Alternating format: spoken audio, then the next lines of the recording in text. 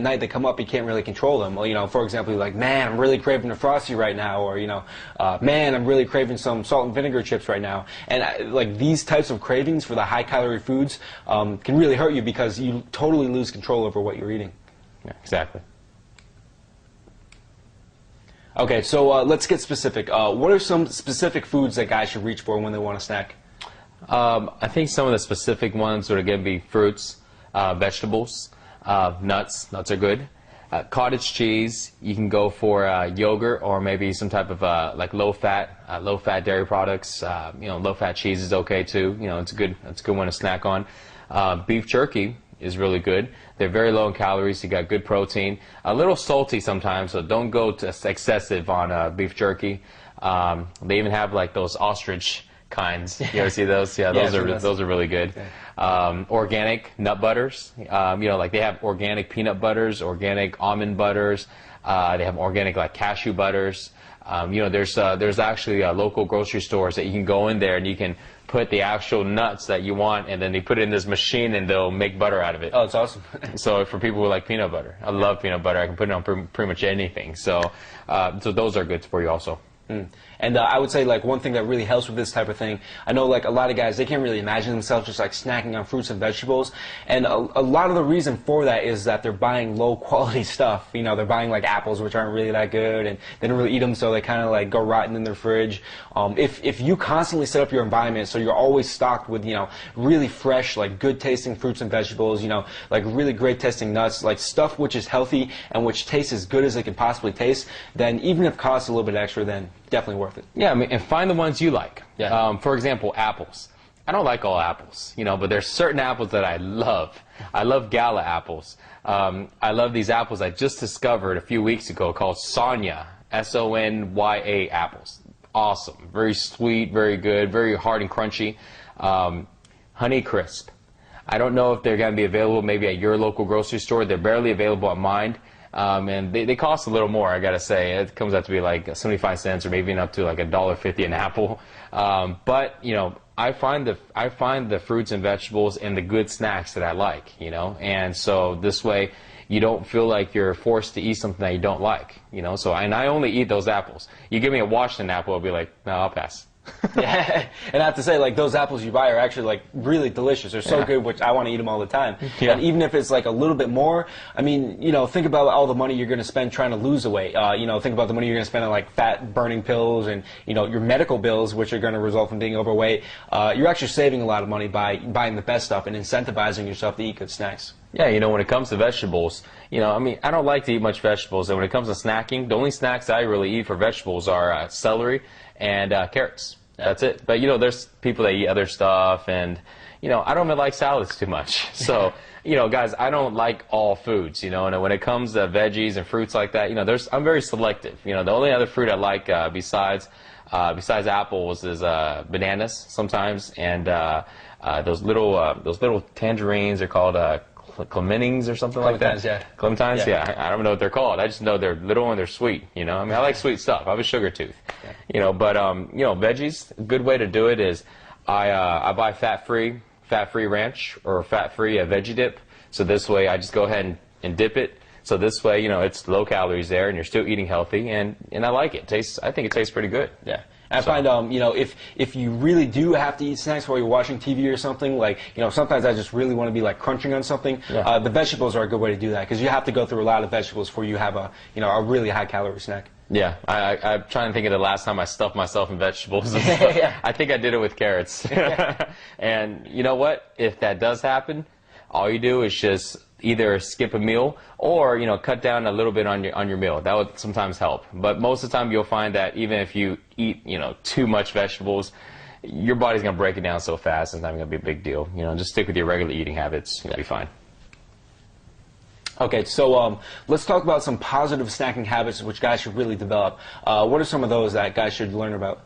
Well, remember, again, snacking is not necessary, and it's not a necessary part of your diet or your eating habits. It's just that, you know, we know that naturally we like to snack, and it's just one of those things. So always try to make sure that you're keeping track of your meals. Okay, make sure that you're eating your 4 to 5 zero willpower meals, so this way a lot of times you won't even need a snack. I don't snack on a daily basis. I snack a lot more, and usually doing times where I got buddies over at my house and we're sitting around and, you know, there's nothing to do, we're just talking, so, you know, obviously usually you grab something to drink and you kind of, hey, grab some snacks, you want some, and you just kind of share it. You're not going to grab your zero willpower meal, go, hey buddy, you want to share the zero willpower meal with me? Except that you and I are hanging out, then I go, hey, you want half of my chicken? But you know, so when that happens, you know, then I go ahead and grab the snacks. But just make sure that if you eat your meals, you know, every few hours like you're supposed to, a lot of times you won't find the need to snack. And just so you have to make sure though that you have the meals ready. So this way, you know, you won't have an excuse, because you go into the fridge and you don't have any meals prepped. Well, the next thing to do is just grab whatever's available. But I think a good deal with snacking is, you know, to not overeat on snacking or to over snack. Cut your portions. Well, not cut your portions, but more of a put your portions in a Ziploc bag. I used to find that sometimes when I snack too much, and I end up, you know, eating the size of a meal. So what I started doing was I started just putting my snacks, like my nuts and my carrots and my celery and whatever, all into a Ziploc bag, and you know, separate Ziploc bags, and I just put them in the fridge. So this way, when it comes to snacking, I just grab a bag and then I go to the couch, open it up, and I'm, you know, putting them down. And it's good because if you finish the bag, you're like, man, well, I'm done with my portion of snacks. And then let's say you still want to snack some more, you're going to feel a little guilty to get up, go to the fridge, grab another bag, because now this is physically the second portion. You know, and so, you know, you're going to feel a little guilty for eating that second portion. And even if you did, you probably wouldn't go for that third one, you know. So versus grabbing the whole bag of whatever and just sitting down and just eating as much as you want until you feel like stopping. A lot of times you'll finish over half the bag. Yeah, definitely. What would you say, what are some preventative measures that guys can take to avoid like bad snacks? I know a lot of guys kind of set themselves up in bad situations where there's bad snacks surrounding them. What's the best way to deal with that? Really, just not to buy the bad snacks. Yeah. Whatever you have in your kitchen, you will eventually eat. And that's talking about bad snacks. And I mean, even if you think, you know, well, I'm just going to go and store it here and, you know, who knows, I'll throw it away later. You're not going to throw it away, okay? It's going to be eaten.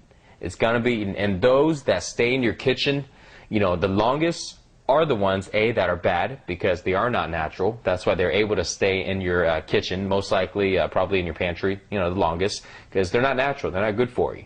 Then think about the last time you had some apples stay in your fridge for a month or 2 months, right? I mean, that thing will be growing by then. So just don't buy them. You know, just don't buy them. And if you have them right now in your kitchen, you know, just throw them away, you know, because you're going to end up eating it. And, you know, if you end up eating it, you know, it's just going to ruin your diet. You know it, I know it. So let's just get rid of it now. So this way we don't have to, you know, make it harder on ourselves to see it and go, oh, I don't want to eat it. And the next time you open the pantry again, you're like, oh, I see it again. I'm going to stay strong. Well, you know, just get it out of the way so you won't see it again. You know, that's the best thing. Yeah. And when you're buying good snacks, buy them in large quantities, just like you would when you're buying your carbs and your protein when you're prepping your meals. So this way you'll have them available instead of running out and then finding an excuse to eat something bad. Yeah, definitely. I think those are some great habits which are really going to help guys out. Okay, so let's talk about some action steps. Like, what are some things that guys can do right now to improve their snacking habits and reduce the negative impact snacks are having on their diet? Well, pretty simple. Walk into your kitchen right now and, you know, do what I just said.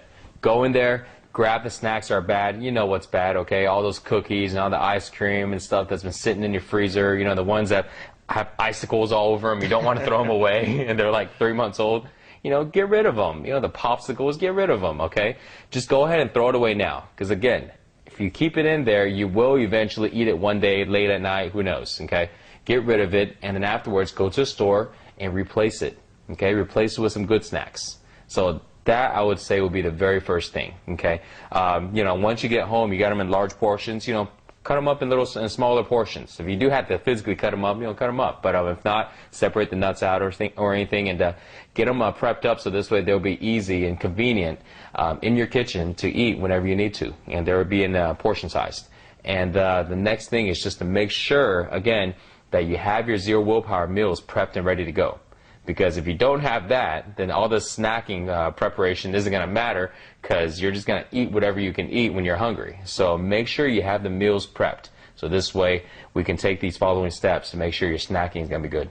Yeah, definitely. I think if guys have the zero willpower meals and they just, throw that stuff away, then, they're setting up a real good environment, which is really going to set them up for success. And one thing which I know when we've told guys this in the past is they're kind of hesitant to throw away food that they bought because they think they're wasting money.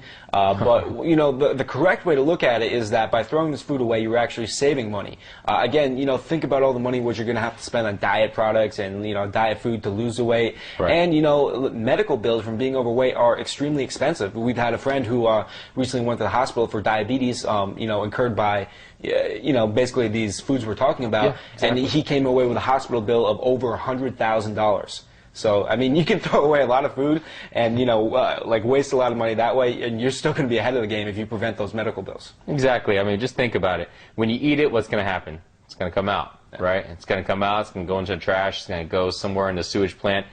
If you go ahead and throw it away, well, what's going to happen? It's going to end up in the same place, okay? And like what Dan said, when you really look at it and you look at your health of, eating all these bad foods, I mean, you're going to save tons of money, okay? And how much you really going to throw away anyways? $15, $20. If you have more than $20 or $30 of these foods to throw away in your kitchen, you really need to throw them away, okay? Because that's a lot of extra calories, okay? You really need to go and get rid of it, okay? So, but yeah, definitely get rid of it so this way you can set up the structure for good eating habits and make sure you can be set up for success. Definitely. And I think those are some great tips for the guys. Yeah, definitely.